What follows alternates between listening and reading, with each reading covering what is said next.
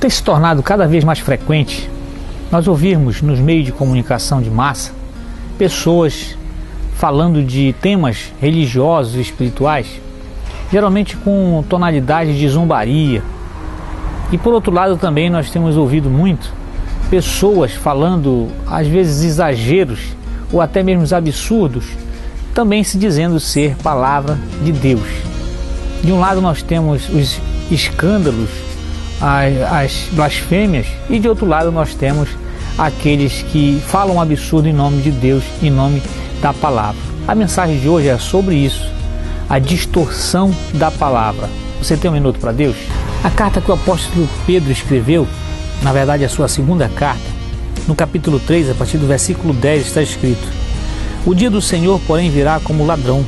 Os céus desaparecerão com um grande estrondo, os elementos serão desfeitos pelo calor, e a terra e tudo o que nela há serão desnudadas.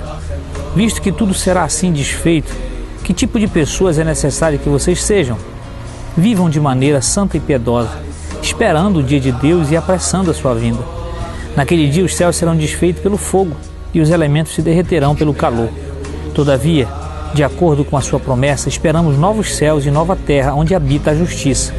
Portanto, amados, enquanto esperam estas coisas, empenham-se para serem encontrados por Ele em paz, imaculados e inculpáveis. Tenham em mente que a paciência de nosso Senhor significa salvação, como também o nosso amado irmão Paulo lhes escreveu com a sabedoria que Deus lhe deu. Ele escreve da mesma forma em todas as suas cartas, falando nelas destes assuntos. Suas cartas contêm algumas coisas difíceis de entender, as quais os ignorantes e instáveis torcem, como também o fazem com as demais escrituras, para a própria destruição deles. Portanto, amados, sabendo disso, guardem-se para que não sejam levados pelo erro dos que não têm princípios morais, nem percam a sua firmeza e caiam.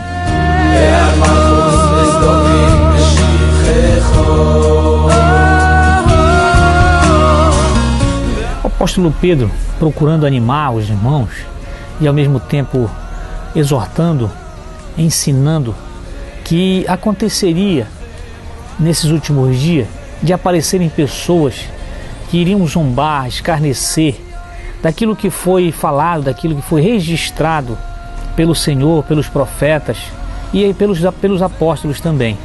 Esses ensinamentos de que o Senhor Jesus voltaria, o retorno dele, tinha se tornado um pouco como se fosse uma fábula. Tinha se tornado naquele período como se não aparecesse de uma lenda. Eles não acreditavam que isso realmente viria a acontecer novamente. Então começaram a escarnecer, começaram a blasfemar desse dito, do que estava registrado. E é exatamente nesse ponto que Pedro, escrevendo, diz que apareceriam essas pessoas, já estavam aparecendo essas pessoas. Também estavam aparecendo pessoas distorcendo aquilo que estava registrado. Eles estavam tomando as escrituras, assim como também as cartas de Paulo, que Paulo escreveu sobre o mesmo assunto da vinda de Jesus, e eles estavam distorcendo isso, trazendo para uma outra situação, outro significado. E foi nesse ponto que Pedro então chama a atenção e alerta os irmãos, dizendo: olha, tomem cuidado, porque essas pessoas têm se introduzido no meio de nós, enganando, distorcendo, falando aquilo que não é verdade, usando a Escritura, usando a palavra para dizer em nome de Deus algo que não é verdade, algo que Deus não falou, ou algo que Deus não confirmou, apenas para o seu próprio prazer, apenas para a satisfação dos seus egos, ou para todo tipo de benefício, mas que não é a verdade. Assim como aconteceu nos tempos apostólicos, de usarem a Escritura para zombaria, para escarnecer, ou até mesmo para distorcer, há hoje também essas atitudes continuam prevalecendo.